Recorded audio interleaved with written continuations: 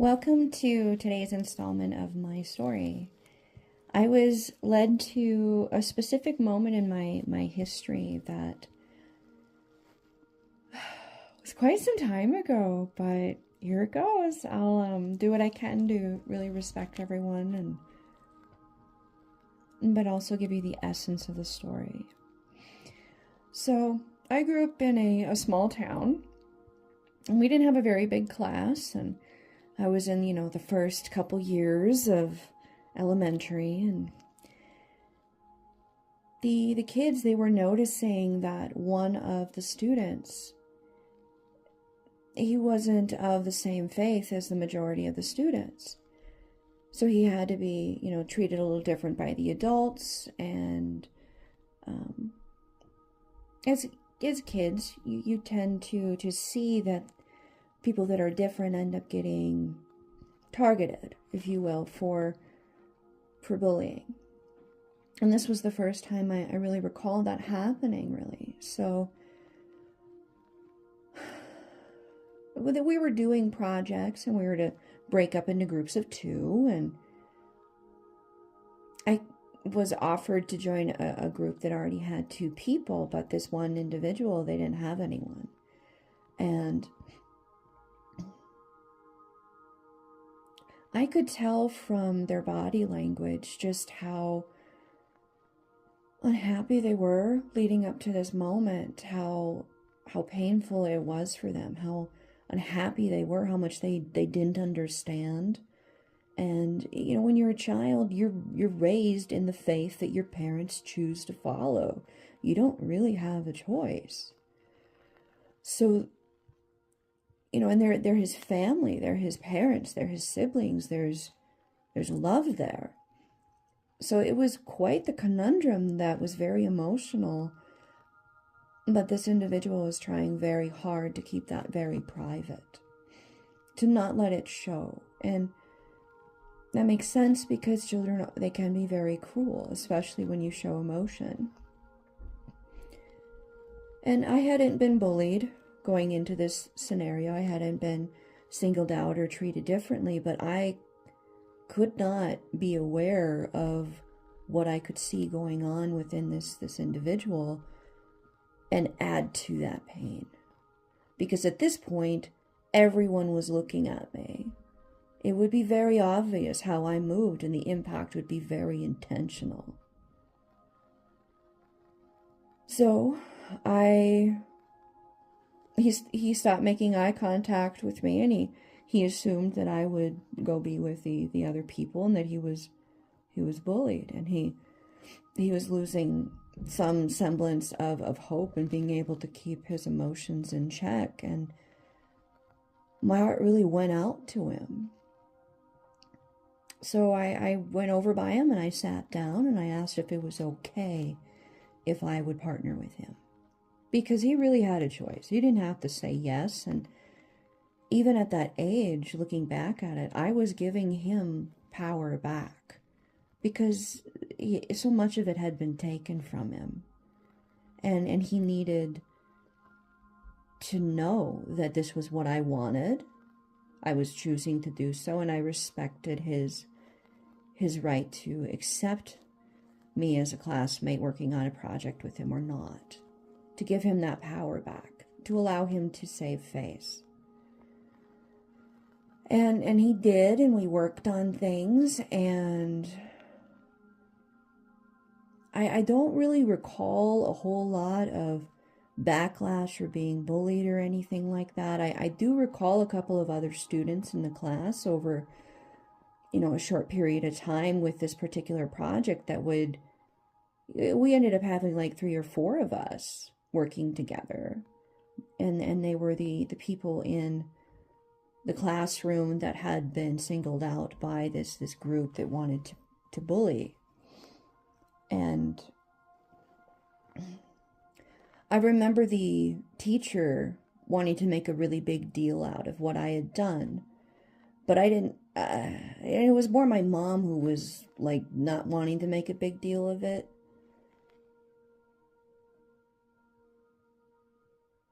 Because I did the right thing. I didn't need to be encouraged or validated or any of that. I already had what I needed as validation that I'd done the right thing for myself. I couldn't stand there and see what was happening and feel what was happening and be okay with allowing it and reinforcing it. I had enough of the validation from myself even at that age to know that I would be okay with being part of breaking this individual's heart, right? Taking their hope from them over things they have no say in. I couldn't be okay with myself. It was not about others' opinions. It was not about that. It was about person to person. I have the power right now to be ashamed of myself for how I behave, or to do the right thing and show that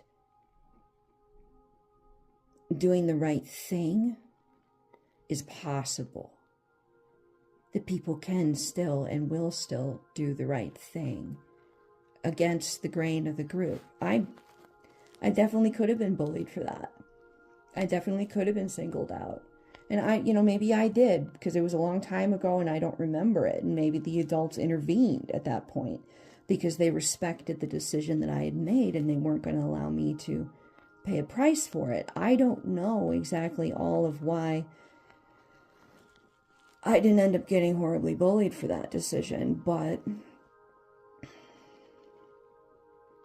I have been bullied in my time in my youth, in my elementary, middle school, high school years. I mean, how many people can really get out of high school and not have had an experience where they were bullied in some way, shape, or form?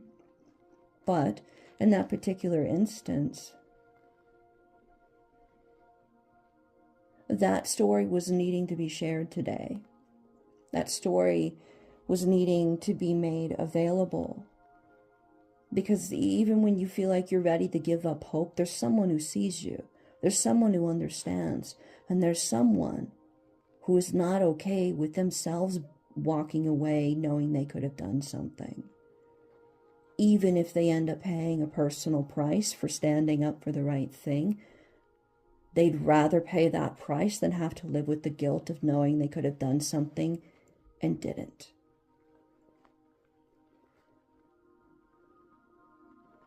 And being that it's from a story from when I was so young, these are things that we have as just part of being humans, especially when we are that young. So it's not necessarily something you have to be taught. You know it. It's part of being human. So if you're encountering a situation in your own life, listening to this, and this is the synchronicity for you, are you have some questions to ask yourself, regardless of which side of it you're on. Are you going to feel guilty for not having done something when you could have? Are you going to do the right thing, not to get accolades and acknowledgement from others, but because come the end of the day, you are your own best friend. You're the one companion that you will have from the moment you're born till when you die. And you have to live with you. And the decisions that you make actively create the world you live in. If you are the person who's on the side of receiving these kinds of unfair treatments, and you look around and you see the people around you, and so many of them don't act out of fear of being targeted themselves, there's a part of you that has empathy for them, yeah, because you understand that. But there's still that part of you that just feels the injustice, that no one will stand up against this, and you're just going to be taking it to the face, be it verbally or emotionally or physically, that no one will stand beside you. This story will tell you that even a little girl would do that a little girl had the wisdom, the foresight, and the knowledge to do so. That sometimes the moment that you actually begin to give up hope is the moment that they act, because it's unacceptable to them to feel and see that happen within you, because they see the light within you. They see themselves within you. They empathize. They feel what you're feeling. And where you're going, they're not accepting that. They're not okay with that. So when you feel like you're ready to give up hope, sometimes that's the moment that it becomes unbearable for them, and they act and they give you hope. And this is if you need something like that to happen outside of yourself. This could be a dynamic present within your own experience of what you're going through, what the healing you're doing with yourself, the parts of you that respond when you're being critical of yourself. Okay, so that inner critic, what voice are they speaking to you from? Is this a voice of a parent, a sibling, a friend from elementary, high school, college? Who gave this inner critical voice of yours the narrative that it's using right now? And are you willing to continue to empower that voice? And if the answer is no, I'm not willing to continue to let this narrative be on replay in my mind, affecting my emotions, my peace in my day-to-day life as I'm going through this challenge, then you're not okay with allowing that hope to die. Then you can stand up and do the right thing for yourself and tell that inner critical voice, which is really just a repetitive thought, that you do not want to hear what it has to say anymore. You don't want to have this thought. And you say that to yourself internally, externally. Maybe you go to the gym and you punch the crap out of a punching bag. However you get to that state of really channeling that rejection of this negative force that is on replay in your mind, these negative words and feelings that are on replay, do that. Do that. You make it very clear to yourself that that inner monologue is no longer acceptable. And our brains are tools. And when you do this, you are actively creating new neural pathways that you are reinforcing consistently. And you are depriving the neural pathway of this inner critical repetitive thought of being positively reinforced. It's now being negatively enforced. It's becoming obsolete until that neural pathway is just not used anymore. And you don't have those thoughts and you don't have those feelings anymore. So this story can be about you being bullied, you observing someone else going through something like this, or this is definitely possible to be an internal dynamic of being able to reclaim your power from past experiences that left you with these neural pathways that still affect how you think and feel about scenarios and situations in your life. You have the power to consciously choose where you give your focus. And if you give your focus to not allowing these negative thoughts and feelings to keep you in a toxic emotional state, that's the basis of shadow work. You're reclaiming your ability to only give to what you choose to. And you're reclaiming it from the subconscious mind that's on, default mode when you're not actively doing this kind of work. It just does whatever it wants, and you just deal with whatever it does to you because it does run on default. It just does its own thing. It's automated. When you actively engage with the amount of thoughts that we have in a day, and so many of them, the majority are unconscious, that's where that inner critical voice comes in. Because if you're finally aware that you're having this inner critical dialogue that makes you feel angry or bullied or unempowered or negatively about yourself in any way, imagine how many thoughts along that line you're having and you're not even aware of it. Because they happen subconsciously. So you're starting where you're aware of it. You're aware that the tip of that iceberg is not something you like to see. You want that to not be there. And you begin there, and it has a domino effect.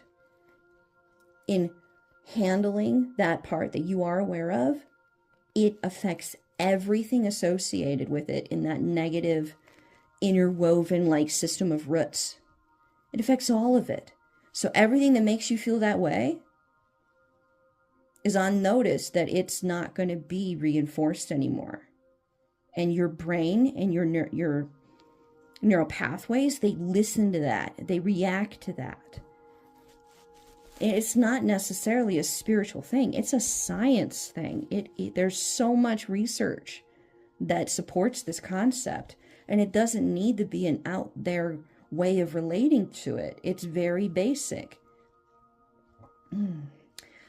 Such as, for example, say you go to the gas station and there's a cute chick behind the counter, and you smile at her, but she doesn't smile back. Maybe her mind's on something else, but your inner critical voice that is built upon all of your experiences up to that moment is going, oh, she's rejecting you. And then it gives you a whole list of the reasons why, but you don't know that she's rejecting you, and you don't know why, even if she was. So she has no idea you even like her, and you've already decided she's rejected you and the possible reasons why, and she has no clue. No clue. She was thinking about something at home with the kid, or maybe she's got like a family member who's like activated and her mind is wrapped up in that. You know, like, you never really know for sure until you literally ask this person, where are you on this? What was going on? How are you feeling? You don't know. And the inner critical voice gives you the narrative that you've become accustomed to. So the challenge here is, it's not about her. It's about that I'm automatically rejected. Well, why? Ask that question. Why? Then it goes, oh, well, you know, Susie this and Debbie that and Sammy that from like, I don't know how long ago each of them were where you remember being rejected. That's why you're rejected. That's the answer your brain gives you. You're like, but that's not this person, so it's moot. To stand up to that inner critical voice, to tell it doesn't know what's going on right now. And yeah, maybe it's there to protect you, but it'll protect you right into having no one in your life and being alone. It'll protect you into being the proverbial person in the bubble that no one can ever get to. So you're not living your life. It basically can take your life from you if you don't stand up to it, because you're able to make your own conscious decisions. You're able to choose where you give your power. And if you don't want to like fumble that possible situation with the gal at the gas station who's cute and you smiled at her and she didn't notice because she was just, her head was somewhere and she was lost in her own situation, maybe, you know, the next time you go in, say hi and wink at her. See how she responds when she knows. In that moment, you're a bright spot in her day. See how she responds then. Like, in many ways, we can be our own worst enemy with this. But know that that inner critical voice is not who you are. It is not who you are. It is basically a self-defense mechanism that has taken over your life. And that's why they call it shadow work, because you don't realize it's in the shadow and it's controlling everything you do and say and feel and think, but you don't realize it. That's why they call it shadow work. To look directly at that scenario, challenge that inner critical voice, and apply it to this real life situation, you might end up with a date where you wouldn't have otherwise, because you were willing to stand up to that inner critical voice and question its validity. It's all based upon past experiences with people that are not this cute gal at the gas station. Shh. I know from my own personal experience working in customer service, not always does like it have to be a thing where it ends up in a thing, but the people that went out of their way to make me smile, they made my day. And I was very grateful for that. I was grateful to them for that. And if anything, like at the very beginning of it, the very basis, you will be proving to yourself that your inner critical voice that told you that she was rejecting you because so-and-so and such did the same thing and this is why, and like, don't even try. You would have proof right there that it doesn't know everything and that it doesn't have all the answers. Your inner critical voice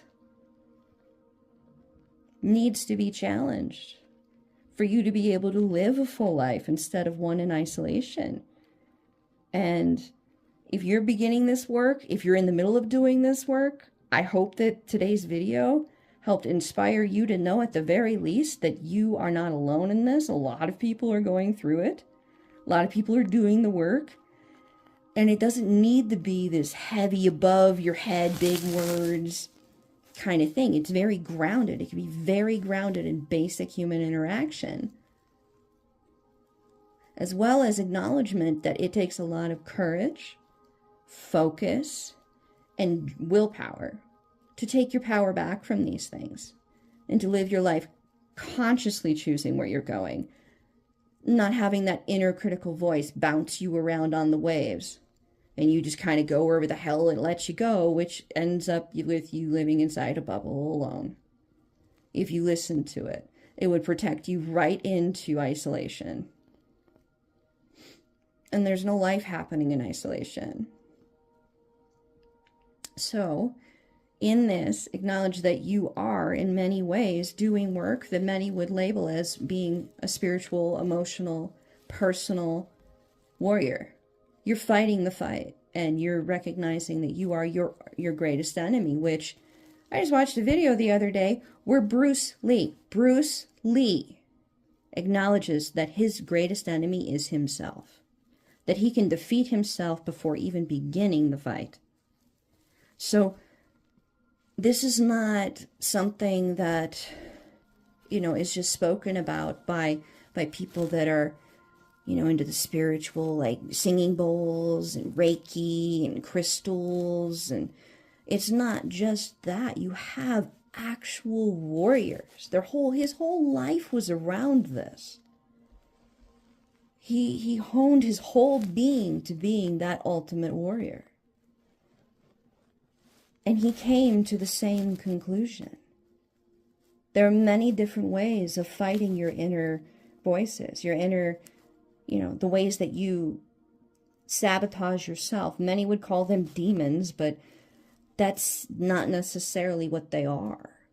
It doesn't have to be good versus evil. It's aspects of who we are that are instinctively created for us to be able to protect ourselves, that are allowed to end up controlling our lives, and they're doing the exact opposite. They're hurting us when they do that. They're not protecting us. Reclaiming that, bringing balance within yourself so you can make some conscious choices. That takes perseverance and it takes courage. So you are fighting the fight of a spiritual warrior, a emotional warrior, a physical fighting warrior, especially if you are someone who does or has or currently is practicing martial arts. You will understand that if you get into the reasons why, the history, the theory behind the specific practice that you're following. There's a unification within you in that moment in the fight where it's so much of what you deal with just gets faded into the background and you get so present in the moment. Now, if you could bring that ability to be so focused out of the fight and into, say, your relationships or your decisions with your children, right? You would be able to possibly live so consciously that you're not dealing with the fallout of what Debbie and Sue did when you were, 13 and 18. They're not a thing. They're not here. They're not influencing. They have no power. You're here. They're not a part of it. Reclaiming that takes a lot of power to really be able to see in the ways that your history still pulls at you, still directs you, still controls you. And you will likely be doing this your whole life. You will just become better and better at it, because as life changes, you change. And when you change, these very things, they come back to you with a different interpretation that you then have to look at and go, oh, okay. But because you've been through it already, you already know the process, you've already mastered this in your honed warrior aspect, that fight is not going to, knock you off your feet as much as the first time you looked at it. You'll understand the dynamic, the dance, the way to move through it. You'll understand yourself. So it won't really knock you off your feet. It might be a moment or two, a deep breath, and then you just let it go. And then you're fully in the moment again, living your life consciously present and aware of it, not on automatic mode, and living from the past. So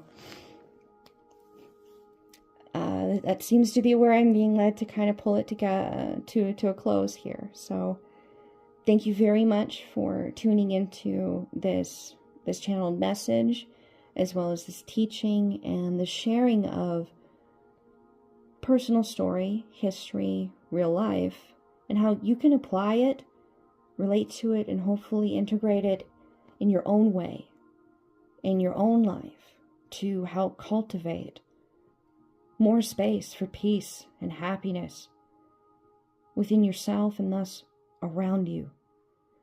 Because when you do that, you attract more of that to you.